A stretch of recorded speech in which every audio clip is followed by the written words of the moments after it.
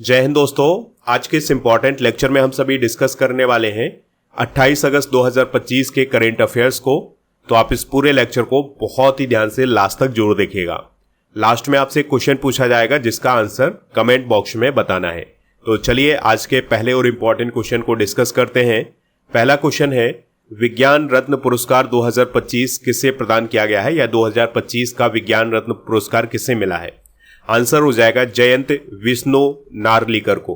तो मरणोपरांत जयंत विष्णु नार्लिकर को 2025 का विज्ञान रत्न पुरस्कार प्रदान किया गया है। सबसे पहले हम ये जानते हैं कि ये विज्ञान रत्न पुरस्कार क्या होते हैं। तो दोस्तों, ये जो विज्ञान रत्न पुरस्कार है ये भारत सरकार के द्वारा प्रदान किए जाते हैं और ये उसी प्रकार से होते हैं जिस प्रकार से पद्म पुरस्कार दिए जाते हैं, यानी पद्म विभूषण, पद्म भूषण और पद्मश्री। उसी प्रकार से जो राष्ट्रीय विज्ञान पुरस्कार है ये भी 4 श्रेणियों में दिए जाते हैं। तो पहला होता है विज्ञान रत्न, फिर विज्ञान श्री, और फिर विज्ञान युवा, और फिर विज्ञान टीम। तो ये 4 श्रेणियों में प्रदान किए जाते हैं और ये वैज्ञानिकों को प्रदान किए जाते हैं।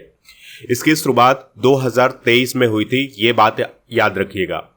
अब बात करते हैं 2025 के विज्ञान रत्न पुरस्कार की। तो दोस्तों, 2025 का विज्ञान रत्न पुरस्कार प्रोफेसर जयंत विष्णु नार्लिकर को प्रदान किया गया है, जो कि खगोल भौतिक विज्ञानी थे। ठीक है, इनके बारे में आप जरूर याद रखिएगा कि ये क्या थे, खगोल भौतिक विज्ञानी। विज्ञान श्री पुरस्कार की बात करें तो विज्ञान श्री पुरस्कार 8 वैज्ञानिकों को प्रदान किया गया है, जिसमें ज्ञानेंद्र प्रताप सिंह, यूसुफ मोहम्मद शेख, के थंगराज, प्रदीप थपलील, अनिरुद्ध बालचंद्र पंडित, वेंकटा मोहन, महान एमजे और जयन एन। इन 8 वैज्ञानिकों को विज्ञान श्री पुरस्कार प्रदान किया गया है। अगर हम विज्ञान युवा पुरस्कार की बात करें तो 14 युवा वैज्ञानिकों को इस साल विज्ञान युवा पुरस्कार प्रदान किया गया है। विज्ञान टीम पुरस्कार इस वर्ष CSIR अरोमा मिशन को प्रदान किया गया है, जिसने सुगंधित फसलों के माध्यम से ग्रामीण आजीविका को सशक्त करने की दिशा में उल्लेखनीय कार्य किया है।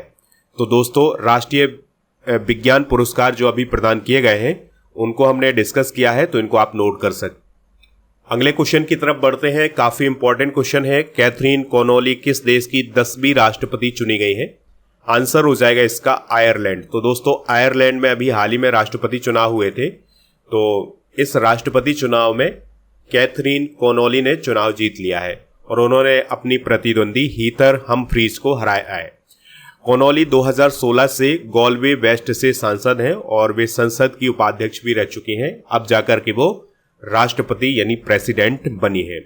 आयरलैंड की बात करें तो यह यूरोप महाद्वीप में स्थित है। डबलिन इसकी राजधानी है।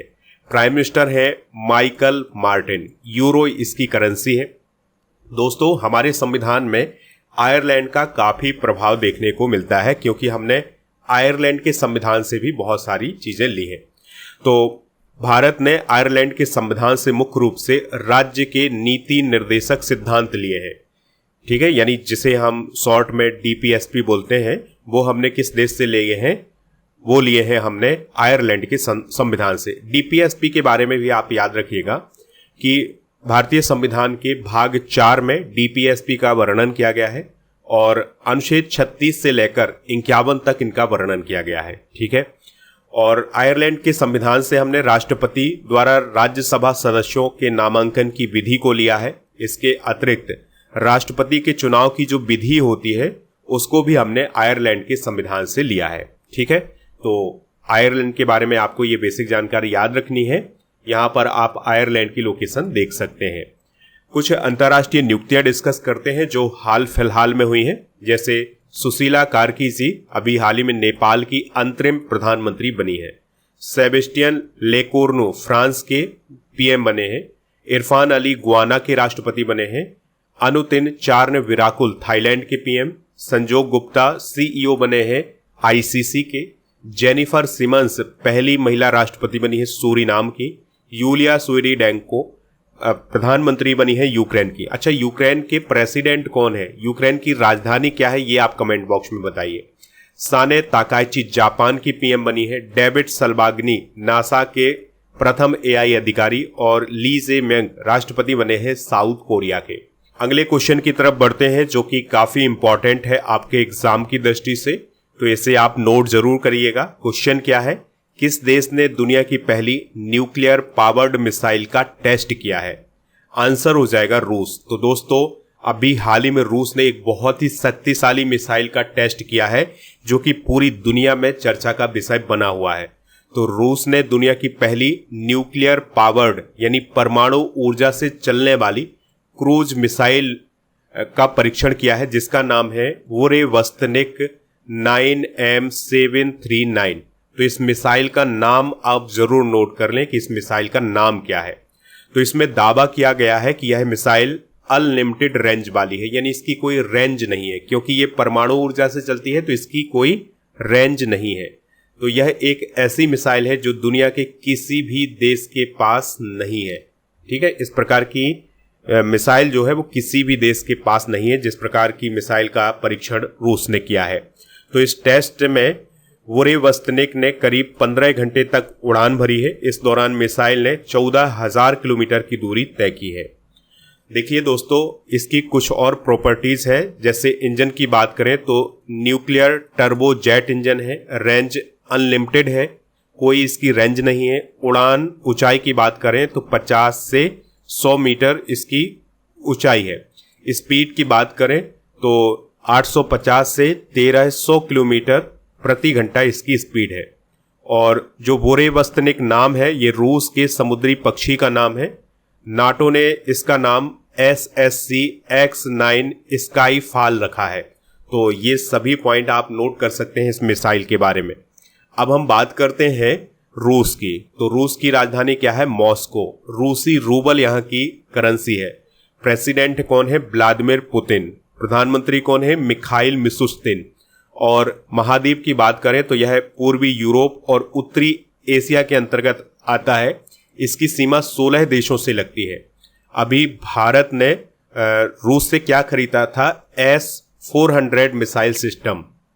ब्रह्मोस मिसाइल भारत और रसिया ने मिलकर के डेवलप की है। रूस को पहले सोवियत संघ के नाम से जाना जाता था जिसका विघटन 1991 में हुआ था। अगला क्वेश्चन है, south Asian senior athletic championship 2025 की मेडल टैली में पहले स्थान पर कौन रहा है? आंसर हो जाएगा भारत। तो दोस्तों अभी भारत में south Asian senior athletics championship 2025 आयोजित की गई है। इसकी मेडल टैली में भी भारत ही टॉप पर रहा है। अब आपसे सवाल पूछा जा सकता है कि south Asian senior athletics championship 2025 का आयोजन कहाँ हुआ था? तो इसका आयोजन रांची झारखंड में हुआ था 24 से 26 अक्टूबर के बीच में। ठीक है, तो रांची में जो बिरसा मुंडा फुटबॉल स्टेडियम है वहां पर इसका आयोजन हुआ था और इस बार इसका चौथा संस्करण आयोजित किया गया था। इसमें 300 से अधिक एथलीट शामिल हुए थे। और इसमें कौन कौन से देश शामिल हुए थे? तो इंडिया, श्रीलंका, नेपाल, बांग्लादेश, मालदीव और भूटान। ठीक है, यानी कि 6 देश इसमें शामिल हुए थे। भारत ने सबसे ज्यादा 58 मेडल जीते हैं और भूटान ने एक भी मेडल नहीं जीता है। तो चलिए जानते हैं मेडल टैली को। तो भारत की बात करें तो भारत ने 20 गोल्ड, 20 सिल्वर और 18 ब्रॉन्ज मेडल जीते हैं, यानी कुल 58 मेडल जीते हैं। श्रीलंका दूसरे नंबर पर रहा है जिसने 40 मेडल जीते हैं। नेपाल तीसरे, बांग्लादेश चौथे, 5वें नंबर पर मालदीव और 6ठे नंबर पर भूटान रहा है। अगला क्वेश्चन है, भारत समुद्री सप्ताह 2025 की शुरुआत कहाँ हुई है? आंसर हो जाएगा इसका मुंबई में। तो दोस्तों भारत सरकार के पत्तन, पोत, परिवहन और जलमार्ग मंत्रालय के द्वारा 27 से 31 अक्टूबर 2025 के बीच में मुंबई में भारत समुद्री सप्ताह नाम का एक कार्यक्रम आयोजित किया जा रहा है, जिसका उद्घाटन हाल ही में किसने किया है? अमित शाह जी ने किया है। यह विश्व स्तर का सबसे बड़ा समुद्री सम्मेलन कहा जा रहा है। सम्मेलन में समुद्री पारिस्थितिकी तंत्र के प्रमुख हितधारक एक साथ आएंगे। इसका विषय क्या है, यानी इसकी थीम क्या है? महासागरों का एकीकरण, एक समुद्री दृष्टिकोण। इस सम्मेलन में 85 से अधिक देशों ने 1 लाख से अधिक प्रतिनिधि भाग लेने वाले हैं। अगला क्वेश्चन डिस्कस करते हैं, भारत के 53वें चीफ जस्टिस कौन बनेंगे? आंसर हो जाएगा जस्टिस सूर्यकांत। ठीक है, तो जस्टिस सूर्यकांत भारत के 53वें नंबर के चीफ जस्टिस बनने जा रहे हैं। तो इसकी घोषणा हाल ही में की गई है। तो सीनियर जज जस्टिस सूर्यकांत देश के 53वें चीफ जस्टिस ऑफ इंडिया होंगे। तो वर्तमान में जो चीफ जस्टिस हैं भूषण रामकृष्ण गवई जी, तो उनके द्वारा केंद्र सरकार को जस्टिस सूर्यकांत के नाम की सिफारिश की गई है। यानी कि जस्टिस BR गवई ने, जो कि वर्तमान में CJI हैं, उन्होंने केंद्र सरकार से ये कहा है कि अगले जो चीफ जस्टिस होंगे वो कौन होंगे, जस्टिस सूर्यकांत होंगे। तो इसके साथ ही नए चीफ जस्टिस के बनने की जो प्रक्रिया है वो अब शुरू हो गई है, क्योंकि नवंबर में BR गवई जी को रिटायर होना है। अब उनके स्थान पर कौन बनेंगे, जस्टिस सूर्यकांत। तो ये पूरी प्रोसेस जो है अब शुरू हो गई है। देखिए ये प्रोसेस कहाँ से शुरू होती है, जब चीफ जस्टिस को रिटायर होना होता है उससे पहले ये प्रोसेस शुरू हो जाती है। तो जो केंद्र सरकार का कानून मंत्रालय है वो वर्तमान चीफ जस्टिस से अगले चीफ जस्टिस का नाम मांगते हैं, ठीक है, यानी कि उनके उत्तराधिकारी का नाम मांगते हैं। तो तब से ये प्रोसेस शुरू होती है, फिर जा करके जब वो रिटायर हो जाते हैं फिर शपथ ग्रहण, ये सभी प्रोसेस होती है। तो अभी BR गवई जी से इनका नाम मांगा गया था, तो जस्टिस सूर्यकांत का नाम उन्होंने दिया है। तो इस प्रकार से ये फाइनल हो जाता है कि आने वाले समय में भारत के CJI कौन होंगे, जस्टिस सूर्यकांत होंगे। CJI BR गवई जी का जो कार्यकाल है ये 23 नवंबर को खत्म होने जा रहा है। तो उसके बाद 24 नवंबर को चीफ जस्टिस ऑफ इंडिया के तौर पर जस्टिस सूर्यकांत शपथ लेने वाले हैं। दोस्तों जस्टिस सूर्यकांत का जो कार्यकाल होगा वो 14 महीने का होगा और वो 9 फरवरी 2027 को रिटायर हो जाएंगे। जस्टिस सूर्यकांत की अगर हम बात करें तो 10 फरवरी 1962 को हिसार हरियाणा में उनका जन्म हुआ था। वहीं से उन्होंने अपनी शिक्षा पूरी की है, यानी कि हरियाणा से ही उन्होंने शिक्षा पूरी की है और कई पदों पर भी रहे हैं। तो जैसे सबसे युवा एडवोकेट जनरल रहे हैं हरियाणा के सन 2000 में, सीनियर एडवोकेट, जज पंजाब हरियाणा हाई कोर्ट। तो इस प्रकार से इन्होंने मतलब अपने कैरियर में बहुत सारे पदों पर काम किया हुआ है। इसके अलावा वो जज बने थे सुप्रीम कोर्ट ऑफ इंडिया के 2019 में और अब जाकर के वो चीफ जस्टिस ऑफ इंडिया बनने जा रहे हैं। इसके अलावा दोस्तों उन्होंने नेशनल लीगल सर्विसेज अथॉरिटी के सदस्य के रूप में भी काम किया हुआ है। उनका रिटायरमेंट जो है वो 9 फरवरी 2027 को होगा।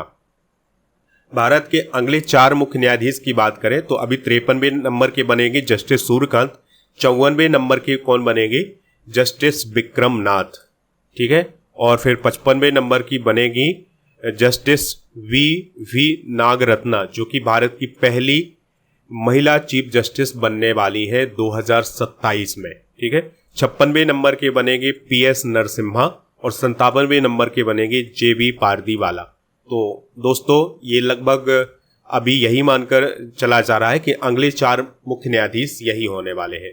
सर्वोच्च न्यायालय यानी सुप्रीम कोर्ट की बात करें तो भारतीय संविधान के अनुच्छेद 124 से 147 में इसके संगठन, स्वतंत्रता, अधिकार क्षेत्र, शक्तियां और सर्वोच्च न्यायालय की प्रक्रियाओं का वर्णन किया गया है। प्रथम मुख्य न्यायाधीश कौन थे, जस्टिस हरिलाल जी कानिया। दोस्तों संविधान ने सर्वोच्च न्यायालय के न्यायाधीशों का कार्यकाल तय नहीं किया है, लेकिन यह इस संबंध में निम्नलिखित प्रावधान है, यानी कि कार्यकाल के संबंध में कुछ प्रावधान बताए गए। 65 वर्ष की आयु प्राप्त करने तक वो अपने कार्यकाल में रह सकते हैं। वह राष्ट्रपति को पत्र लिखकर इस्तीफा भी दे सकते हैं। संसद की सिफारिश पर राष्ट्रपति द्वारा उसे कार्यकाल से हटाया जा सकता है, यानी सर्वोच्च न्यायालय की जो चीफ जस्टिस हैं उन्हें हटाया भी जा सकता है। इस प्रकार भारत के सर्वोच्च न्यायालय के न्यायाधीश 65 वर्ष की आयु में सेवानिवृत्त हो जाते हैं, ठीक है। अगला क्वेश्चन डिस्कस करते हैं, कंबोडिया और थाईलैंड के बीच शांति समझौता या पीस एग्रीमेंट किस स्थान पर हुआ है। तो कुआलालंपुर मलेशिया में अभी हाल ही में दोनों देशों के बीच में एक पीस एग्रीमेंट हुआ है 26 अक्टूबर 2025 को। तो अभी आसियान शिखर सम्मेलन हुआ है कुआलालंपुर मलेशिया में, तो वहीं पर दोनों देशों के बीच में यानी कंबोडिया और थाईलैंड के बीच में पीस एग्रीमेंट हुआ है।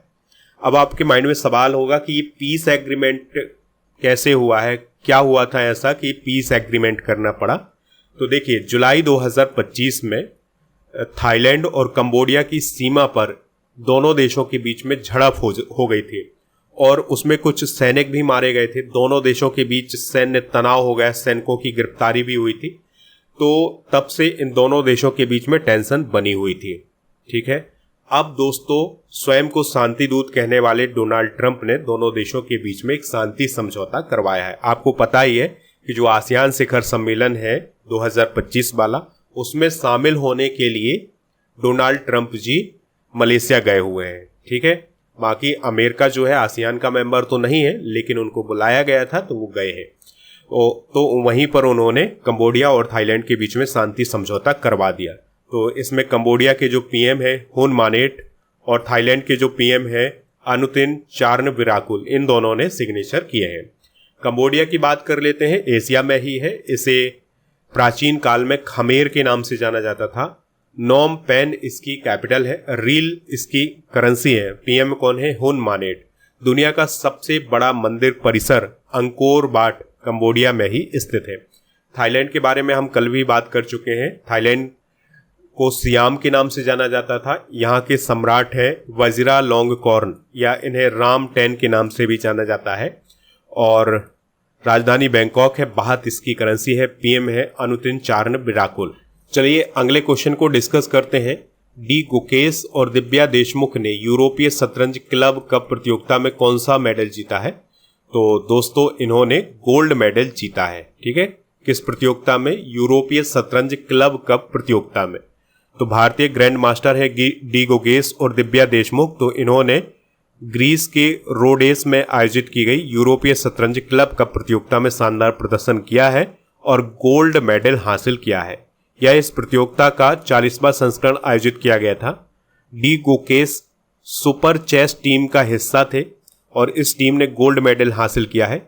Divya Deshmukh circle D HX D Monte Carlo team की हिस्सा थी, तो इनकी टीम ने भी गोल्ड मेडल हासिल किया है। भारत के निहाल सरीन ने भी व्यक्तिगत गोल्ड मेडल जीतने में सफलता प्राप्त की है, तो ये पॉइंट भी आप नोट कर लें। शतरंज की बात हुई है तो शतरंज से रिलेटेड कुछ इंपॉर्टेंट करंट अफेयर्स डिस्कस करते हैं। तो गोवा ने स्कूल और कॉलेज के करिकुलम में, पाठ्यक्रम में शतरंज को शामिल किया है। मैग्नस कार्लसन ने पहला शतरंज ई स्पोर्ट विश्व कप 2025 जीता है। दिव्या देशमुख ने फिडे महिला शतरंज विश्व कप 2025 जीता है। विश्व शतरंज दिवस हर साल 20 जुलाई को मनाया जाता है। नॉर्वे शतरंज 2025 के विजेता मैग्नस कार्लसन है, जो कि नॉर्वे के हैं। अन्ना मुजचुक जो कि यूक्रेन की हैं, उन्होंने नॉर्वे शतरंज 2025 में महिला वर्ग का खिताब जीता था।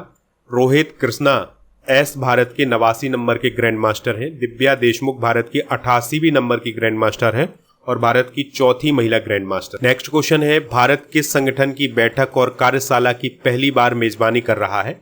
आंसर हो जाएगा APAC-AIG, यानी कि भारत पहली बार Asia Pacific accident investigation group की बैठक और कार्यशाला की मेजबानी कर रहा है।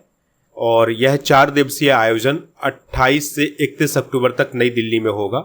इस कार्यक्रम में एशिया और प्रशांत क्षेत्र के करीब 90 विमान दुर्घटना जांचकर्ता शामिल होंगे, यानी इस सम्मेलन में, इस बैठक में वो लोग शामिल होंगे जो कि विमान दुर्घटनाओं की जांच करते हैं।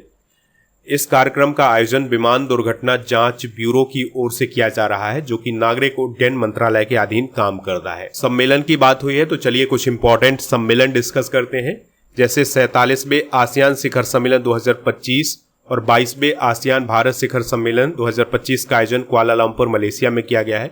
संयुक्त राष्ट्र शांति मिशनों में सैनिकों का योगदान देने वाले देशों के प्रमुखों का सम्मेलन भारत में आयोजित किया गया है। 68वां राष्ट्रमंडल संसदीय सम्मेलन 2025 ब्रिज टाउन बारबाडोस में आयोजित किया गया है।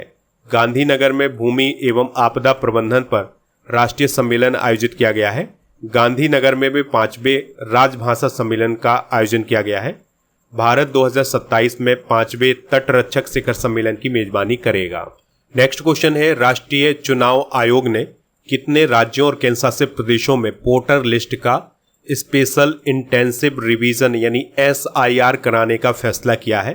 तो 12 राज्यों में SIR करवाया जाएगा।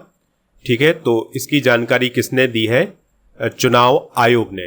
तो अभी बिहार में SIR आयोजित किया गया था, अब 12 राज्यों और केंद्रशासित प्रदेशों में इसका आयोजन किया जाएगा। 28 अक्टूबर से ये प्रोसेस शुरू होगी और 7 फरवरी को ये प्रोसेस खत्म होगी। 103 दिनों तक ये प्रोसेस जारी रहेगी, जिसमें वोटर लिस्ट को अपडेट किया जाएगा। तो नए वोटरों का नाम जोड़ा जाएगा और जो वोटर लिस्ट में गलतियां हैं उनको सुधारा जाएगा। देखिए 12 राज्य कौन कौन से हैं, 12 राज्य और केंद्र शासित प्रदेश कौन कौन से हैं जहां पर SIR आयोजित होने वाला है। तो इसमें अंडमान निकोबार, छत्तीसगढ़, गोवा, गुजरात, केरल, लक्षद्वीप, मध्य प्रदेश, पुदुचेरी, राजस्थान, तमिलनाडु, उत्तर प्रदेश और पश्चिम बंगाल। भारतीय संविधान का अनुच्छेद 324 चुनाव आयोग को चुनाव कराने और मतदाता सूची तैयार करने की संपूर्ण जिम्मेदारी देता है। ये बात भी आप याद रखिएगा। SIR के मुख्य उद्देश्य क्या है? तो मृत, स्थान बदल चुके या फर्जी नामों को हटाना वोटर लिस्ट से, नए योग्य मतदाताओं के नाम जोड़ना, डुप्लीकेट प्रविष्टियों को ठीक करना और हर नागरिक को उसका मतदान अधिकार सुनिश्चित करना। तो ये SIR के मुख्य उद्देश्य है। दोस्तों आप स्टडी करके ऐप को इंस्टॉल कर लें। यहाँ पर टेस्ट सीरीज वाला एक ऑप्शन आया है जहाँ पर आप 12 महीने के करेंट अफेयर्स के टेस्ट दे सकते हैं। ठीक है, यानी कि हर महीने का टेस्ट आप यहाँ पर दे सकते हैं, इसकी तैयारी कर सकते हैं। तो ये टेस्ट सीरीज आपके एग्जाम के लिए काफ़ी यूजफुल है, तो आप इसको जरूर ज्वाइन करें। ऐप का लिंक डिस्क्रिप्शन बॉक्स में दिया गया है, वहां पर जाना है, फिर टेस्ट सीरीज वाले ऑप्शन पर जाना है, फिर आपको ये ऑप्शन मिलेगा तो इस पर जाएंगे, बाय नाउ वाले ऑप्शन पर जाएंगे, फिर इसको आप ज्वाइन कर सकते हैं। देखिए दोस्तों ऐप पर एक 12 महीने के करेंट अफेयर्स के अलावा कंप्यूटर की एक स्पेशल टेस्ट सीरीज भी शुरू की गई है, तो इसको भी आप टेस्ट सीरीज वाले ऑप्शन पर जाकर के प्राप्त कर सकते हैं। ऐप पर लास्ट 6 मंथ का current affairs, monthly current affairs, yearly current affairs मिल जाएगा। राजा गुप्ता सर का जो अर्जुन जी फाउंडेशन बैच है ये भी मिल जाएगा प्रीमियम कोर्स वाले ऑप्शन पर। बाय नाउ वाले ऑप्शन पर जाना है, कूपन कोड यूज करना है, और कूपन कोड क्या यूज करना है, दिवाली 500, तो आपको इसमें छूट मिल जाएगी। मध्य प्रदेश पुलिस भर्ती आई है, इसके लिए भी बैच लॉन्च किया गया है, तो इसको ज्वाइन कर लें। GKGS complete foundation batch app पर उपलब्ध है, इसको आप प्राप्त कर सकते हैं। रिवीजन की बात कर लेते हैं, तो चलिए कल के करेंट अफेयर्स को रिवाइज करते हैं। राजमाता सिरी कित का निधन हो गया है, उनका संबंध किस देश से था? तो वो थाईलैंड से संबंधित थी। हाल ही में किसने पृथ्वी के नए अस्थायी चंद्रमा 2025 PN7 की पुष्टि की है? नासा। ब्रिटिश अकादमी पुस्तक पुरस्कार 2025 किसे प्रदान किया गया है? सुनील अमृत। आसियान का 11वां सदस्य कौन बना है? तिमोर लेत्से। नेशनल साइबर सुरक्षा जागरूकता माह कब मनाया जाता है? तो ये अक्टूबर में मनाया जाता है। मजिया अमगा ग्लोबेली और किसे सखारोव पुरस्कार 2025 से सम्मानित किया गया है? आंद्रेज पोक्जोबुट। वनडे में भारत के लिए सर्वाधिक रन बनाने वाले तीसरे बल्लेबाज कौन बने हैं? रोहित शर्मा। बंगाल की खाड़ी में उत्पन्न चक्रवाती तूफान मोन्था का नामकरण किस देश ने किया है? थाईलैंड। भारतीय नौसेना में शामिल किए गए anti submarine warfare shallow water craft Mahe का निर्माण कहाँ किया गया है? Cochin shipyard limited. हाल ही में लॉन्च की गई मोदी का मिशन पुस्तक किसने लिखी है? वर्जिश देसाई ने। आज के जनरल नॉलेज के पिटारे में प्रमुख राजवंश संस्थापक राजधानी डिस्कस करेंगे। हर्यक वंश का संस्थापक बिंबिसार, राजधानी राजगृह। शिशुनाग वंश का संस्थापक शिशुनाग, वैशाली राजधानी। नंद वंश का संस्थापक महापद्मनंद, पाटलिपुत्र इसकी राजधानी। मौर्य वंश का संस्थापक चंद्रगुप्त, पाटलिपुत्र राजधानी। सुंग वंश का संस्थापक पुष्यमित्र सुंग, पाटलिपुत्र राजधानी। कन वंश का संस्थापक वासुदेव और पाटलिपुत्र राजधानी। सातवाहन वंश का संस्थापक शिमुख, प्रतिष्ठान इसकी राजधानी। कुषाण वंश का संस्थापक कुजल कडफिसेस, पुरुषपुर इसकी राजधानी। गुप्त वंश का संस्थापक श्री गुप्त, पाटलिपुत्र इसकी राजधानी थी। दोस्तों कल के करंट अफेयर्स में आपसे जो क्वेश्चन पूछा गया था, यहाँ पर शायद स्लाइड दूसरी लग गई है, तो कल जो आपसे क्वेश्चन पूछा गया था उसका आंसर था जेनेवा स्विट्जरलैंड। आज आपके लिए क्वेश्चन है विश्व कैंसर दिवस कब मनाया जाता है? जो भी इसका राइट आंसर हो कमेंट बॉक्स में हमें जरूर बताएं। और दोस्तों ऐप को इंस्टॉल कर लें, तो यहाँ पर आपको PDF कोर्स और इसके अलावा ई-बुक ये सभी मिल जाएगा, हिंदी इंग्लिश दोनों मीडियम में, तो इनको प्राप्त कर सकते हैं। 2025 की जो मंथली करंट अफेयर्स की ई-बुक होती है, 2024 की मंथली करंट अफेयर्स की ई-बुक आपको मिल जाएगी ऐप पर। इसके अलावा आप हमारे टेलीग्राम चैनल को ज्वाइन कर लें, यहाँ पर आपको अब रेगुलर PDF मिलेगा। ठीक है, तो PDF आप यहाँ से प्राप्त कर सकते हैं। और GKGS की ये सभी ई-बुक आपको यहाँ पर मिल जाएंगी। 1000 स्टैटिक GK की PDF, 1000 topic wise current affairs की PDF आपको ऐप पर मिल जाएगी। टेस्ट पास वाले ऑप्शन पर जाकर के आप डेली करेंट अफेयर्स का टेस्ट दे सकते हैं। यहाँ पर आपको 1 साल की वैलिडिटी के साथ 4000 से अधिक टेस्ट मिलेंगे हर एक एग्जाम